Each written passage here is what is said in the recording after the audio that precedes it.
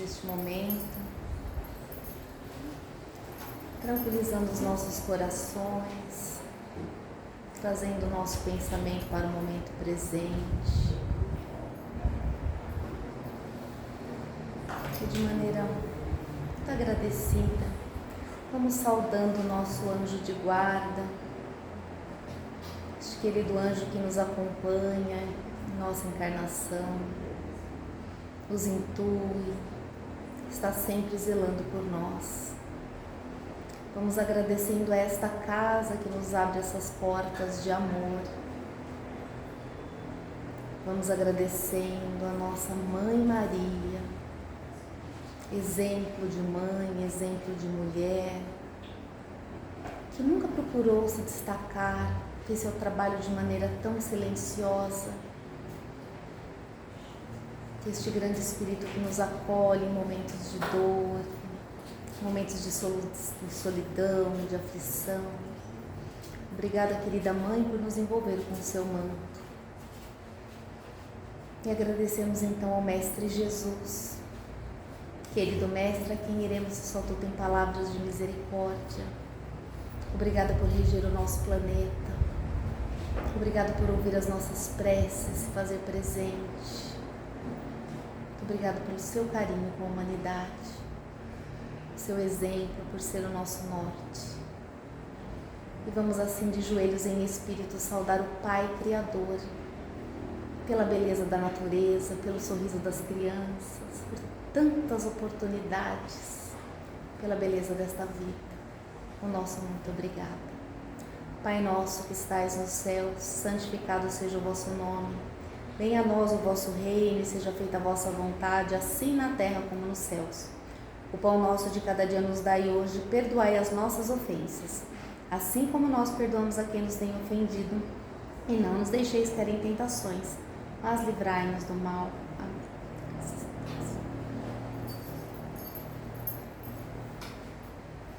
Muito boa noite. Que alegria estar aqui com vocês. Meu nome é Camila, eu sou uma servidora do apóstolo João, que fica aqui em Santo André também. E é uma honra estar aqui para falar a respeito do Evangelho de Jesus. O nosso tema hoje é Bem-aventurados puros de coração, porque eles verão a Deus.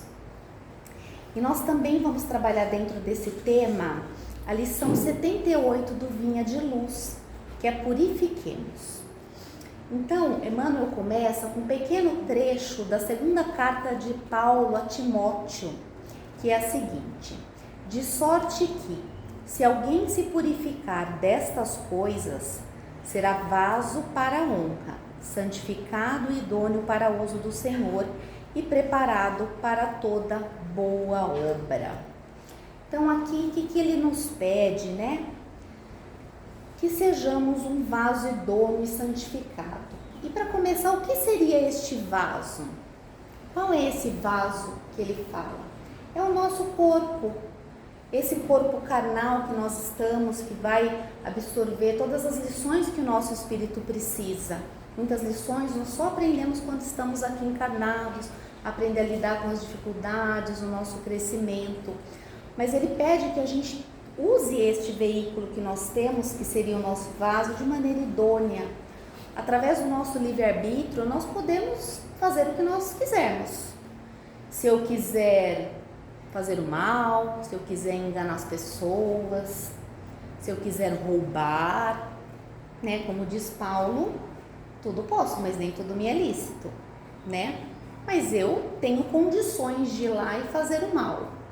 Mas nós que seguimos a Jesus, que temos Ele como nosso mestre, como nossa estrela guia, o nosso norte, nós queremos uma vida diferente, nós queremos ser esse vaso idôneo, esse santificado. E Emmanuel então nos traz algumas orientações para que a gente possa alcançar isso.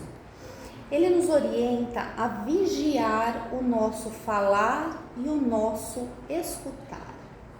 Né? Porque o que contamina o homem?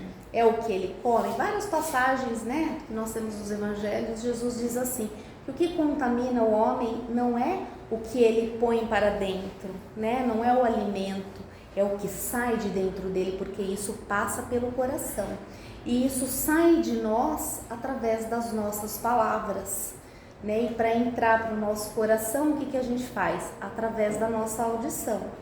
Como somos pessoas boas, nós podemos filtrar o que nós ouvimos, né? Quando alguém vem contar ali de uma pessoa, fala mal dela, o que é muito comum e muito conveniente a gente fazer? Ouvir, né? Tipo, você não tá nem aumentando, você tá lá,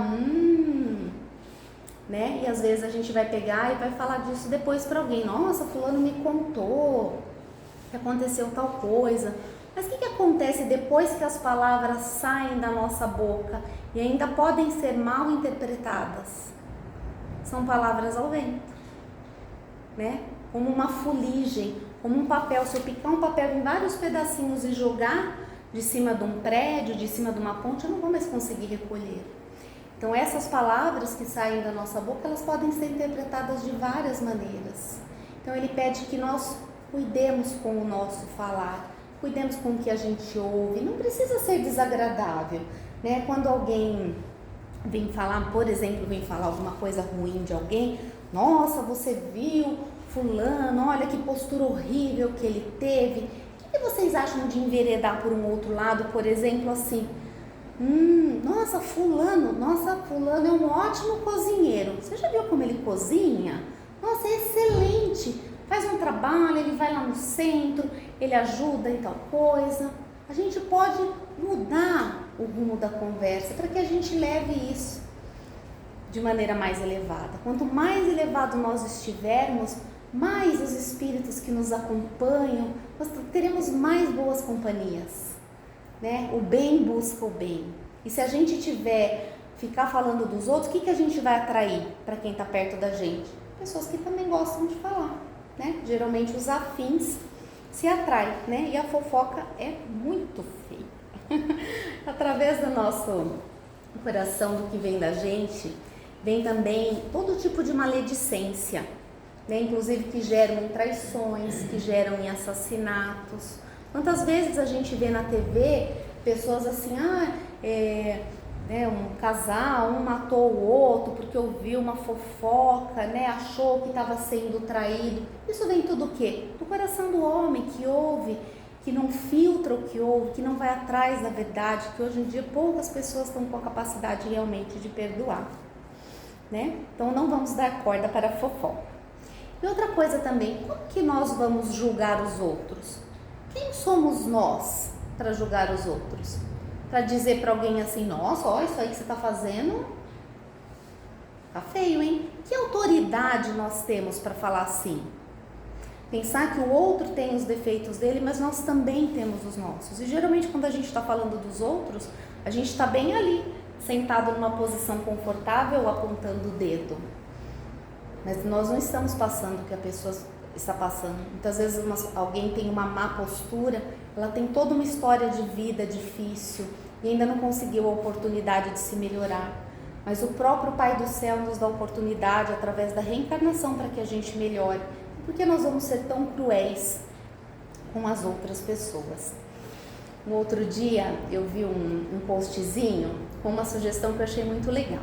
Que entrou um gestor na empresa e ele gostaria de acabar com a fofoca, porque tinha muita fofoca dentro dessa empresa. Era um tal de fulano, não está fazendo o serviço dele, cicrano. E ele resolveu de maneira assim, ele chamava a pessoa, fulano, está falando mal? Não, vem aqui, vamos alinhar. E com isso, parou. Quando a gente diz o que precisa ser dito direto para as pessoas, com educação, com carinho, as fofocas vão se acabando. Nós temos muitas coisas para conversar. Eu lembro um dia conversando com uma prima minha, ela falou, mas se a gente não falar de ninguém, do que a gente vai conversar? Vamos conversar dos nossos sonhos, vamos conversar dos nossos projetos, do que a gente está estudando. Tem tantas coisas boas. Vamos parar então um minuto, se não tivermos o que falar, para admirar a beleza da vida, o canto dos passarinhos, ir num parque, sentir a presença ali da natureza. Tem muitas coisas boas para nós fazermos, né? E lembrar que para a gente corrigir as pessoas, nós precisamos ter um cuidado muito grande. Na Bíblia, né, nas Escrituras, diz que quando a gente vai corrigir uma pessoa, a gente deve fazer em particular. né? E não na frente dos outros. Claro que isso é uma correção que precisa ser feita. E se essa correção que precisa ser feita não tiver solução, chame mais uma pessoa muito antes que venha falar em público, porque a gente deve respeito sempre ao outro. Uma sugestão muito legal é assim, a gente saber se a gente tem intimidade suficiente para a gente poder falar as coisas para as pessoas. Às vezes a gente vai dar uma sugestão para uma pessoa, alguma coisa, mas a gente não tem um pingo de intimidade. Como que a gente vai adentrar o campo? Muitas coisas que nós vamos falar, às vezes a pessoa já sabe que ela tem esse defeito. Você vai falar para uma pessoa assim, você é egoísta, talvez ela já saiba e lute todos os dias contra esse egoísmo. Então você está só massacrando mais uma pessoa que quer melhorar. Então vamos sempre tomar cuidado com a maneira que a gente fala, né? Emmanuel também pede para nós iluminarmos o nosso olhar.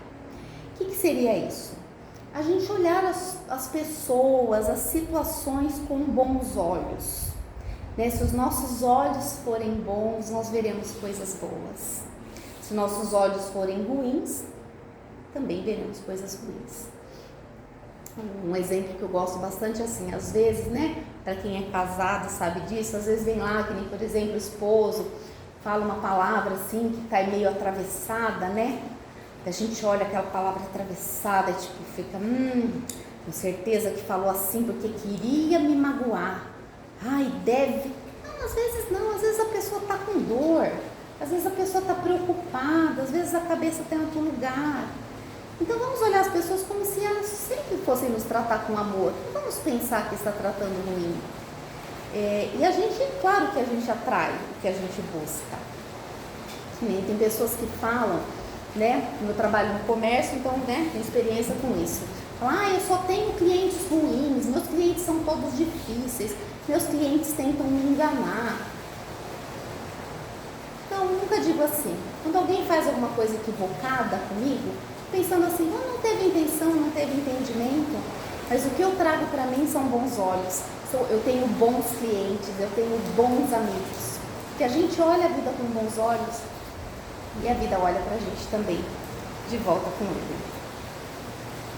E não só questão da casa, dos amigos, a gente tem uma questão também das pessoas quererem impor verdades na área religiosa também. Não sei se vocês já ouviram falar, né, com certeza, né, de outras religiões, de outras posturas, né? Jesus, quando ele veio para a Terra, ele nos trouxe a lição de amar ao próximo como a ti mesmo e a Deus sobre todas as coisas. Só isso. Ele não disse frequente o centro, frequente, não. Ele disse para nós amarmos o outro. Por que isso é importante? Por que a gente está aqui é importante? Porque a gente se fortalece, a gente lembra de quem a gente deve ser, né? Então vem algumas pessoas dizendo assim, é pecado, você não vai para o céu se fizer isso, é pecado você fazer aquilo. E vão julgando as pessoas, dizendo que elas não podem fazer determinadas coisas, estar em determinados lugares, em nome de Jesus, sendo que Jesus só pediu para que a gente ame as outras pessoas.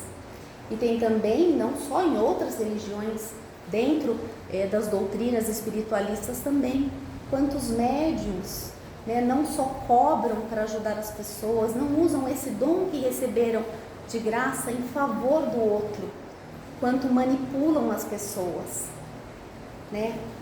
Faça isso para mim, faça aquilo, porque eu vou te ajudar, olha, os espíritos estão me dizendo. Qual que é o espírito que vai afinizar com quem não usa bem a mediunidade? Não vão ser bons espíritos, né? Então nós temos que lembrar de ter o Mestre Jesus sempre ali na nossa frente e olhar a vida com bons olhos, porque a nossa vida é tão maravilhosa, não vamos deixar perder essa experiência, né? Essa oportunidade. E no Evangelho, então, ele pede para que nós sejamos como crianças, né? Puros como crianças. E como que as crianças são? Elas são inocentes, elas não estão com as pessoas porque interessam, né? Geralmente a gente vê pessoas que têm muito dinheiro, cheio de gente do lado ali agradando, né? E quem não tem, que lute, né? Quem não tem no que favorecer, que lute. As crianças não são assim, as crianças estão no parque, elas brincam com todo mundo, elas são curiosas, elas têm aquela sede de saber, não é um tal de por que isso, por que aquilo, por que isso, por que aquilo. É muito gostoso estar do lado de uma criança, traz esse avivamento para dentro da gente. E que a gente possa aprender através disso a ter essa taça vazia. A criança tem a taça vazia, então ela está pronta para encher a cada momento. Quando nós estamos cheios das nossas verdades, a gente não tem como melhorar. Se eu falo para vocês assim, olha, procurem ver se vocês têm bons olhos, e daí você vai pensar assim, não, eu tenho bons olhos. Não vai servir de nada, porque a taça já está cheia. Então vamos nos esvaziar da nossa verdade e não aceitar qualquer coisa. Nós vamos sempre passar pelo crivo da nossa razão, né? E vamos nos alimentando assim, aprendendo que a gente pode evoluir muito, e é muito, muito, muito, muito bom. Nosso tema então é pureza e sujidade, e quando a gente fala de pureza, a gente tem que pensar quem somos nós, não só no centro ou não só junto com a família, porque em algumas situações é fácil a gente ser bom, né? Que nem aqui no centro não é fácil ser bom? Todo mundo falando baixo, né? Cumprimentando um outro. Quando alguém fecha a gente no trânsito, se a gente tem a mesma paciência, né? Então, o que vem para nós pensarmos é o seguinte: quem somos nós quando a última porta se fecha atrás de nós? Eu sou essa pessoa paciente que fala baixinho? Eu procuro evitar falar mal das pessoas? Ou meu pensamento é em fogo? Eu estou pensando o que eu vou fazer? Eu estou arquitetando como que eu vou ganhar determinada situação? Quem somos nós a hora que a última porta se fecha atrás de nós? E eu acho, não sei se eu já cheguei a falar aqui, tem uma alegoria de Platão, que é do anel de Giges, e que ele mostra muito bem isso. Giges, vou contar bem rapidamente, ele é um pastor de ovelhas, e ele encontra num defunto que estava à mostra ali um anel, e ele pega esse anel para ele. E quando ele tem o anel virado para fora, todo mundo vê ele. Quando ele vira o anel para dentro, ninguém consegue vê-lo. O que acontece? Antes de encontrar o anel, ele era considerado o homem mais justo da cidade. Quando ele descobriu que ele poderia fazer coisas sem que as pessoas vissem, ele matou o rei, enganou a rainha e se favoreceu em muitas coisas, porque ninguém estava vendo. Quem somos nós se ninguém estivesse vendo? Será que nós somos bons porque nós temos medo da próxima vida ou o que vai acontecer? Ou nós somos bons porque nós temos esse coração imenso que tem o Mestre Jesus ali como guia? Isso é uma pergunta que só nós podemos responder, ninguém mais pode responder por nós. E como que a gente pode ser melhor? A gente pode todos os dias analisar como foi o nosso dia, rapidamente. Nossa, o que eu fiz de legal hoje? Fiz tal coisa, o que eu tenho para agradecer hoje? O que eu fiz que não foi muito legal? Dá para eu me corrigir? Próxima vez, será que eu posso ser melhor? Então, às vezes, né, tipo assim, eu fui ríspida com tal. Por que eu fui ríspida? Será que eu estava cansada? Será que eu estava chateada? Será que eu tenho alguma mágoa que eu preciso trabalhar? Então, a gente traz essa análise com a gente para que a gente possa, cada dia, ser um pouquinho melhor. Mas lembrar que esse um pouquinho melhor não é para a gente pegar um chicote e dar nas nossas costas, né? Ai, como eu sou ruim, ai, como eu não presto. Não. É para a gente ver o que a gente faz e poder melhorando, pouquinho por dia, todos os dias. A gente chegar ali num bom caminho. Claro que os evangelhos, né, o porquê de nós estarmos aqui, os evangelhos nos ajudam a refletir. A escola de aprendizes do evangelho, para quem tem oportunidade de participar, já participou ou tem vontade de vir a participar, né, são ferramentas de profunda transformação, de realmente do antes e depois da vida, né? E a doutrina espírita, as casas da aliança, nos trazem essas ferramentas de maneira maravilhosa e totalmente gratuita. Né? Então a gente não tem desculpa, né? Se a gente quisesse melhorar, que não tem a ferramenta. Não, a gente tem a ferramenta. Mas ali não tem no horário que eu preciso. Sempre vai ter uma casa que vai ter um horário que a gente precisa, né? E quando a gente faz a nossa parte, que seja um pouquinho da nossa parte, põe o pé que Deus coloca o chão. Vocês lembram da multiplicação dos pães de Jesus? É uma passagem linda, linda, linda do Evangelho. Mas o que Jesus pede naquele momento? Que vocês me tragam alguma coisa. Então ele alimentou 5.000 homens com 5 pães e 3 peixes. Mas ele quis os 5 pães e os 3 peixes. Então, se a gente quiser uma bênção na nossa melhora, nós temos que entregar os nossos pães e os nossos peixes. Se a gente ficar em casa murmurando da vida, ou enganando os outros, se achando mais esperto, a gente não está entregando a nossa parte, né? E tem um seriado que eu gosto muito, não sei se vocês já tiveram a oportunidade de assistir, que é o The Chosen, né? Que ele mostra muitas passagens do Evangelho, inclusive essa da multiplicação dos pães, é muito bonita, mas ele fala das bodas de Canaã, né? Nas bodas de Canaã, então está lá aquela festa linda e o vinho acaba, né? Então Maria pede para Jesus, né? Por favor, né? E ele fala: mãe, não é a minha hora, ainda não é o momento.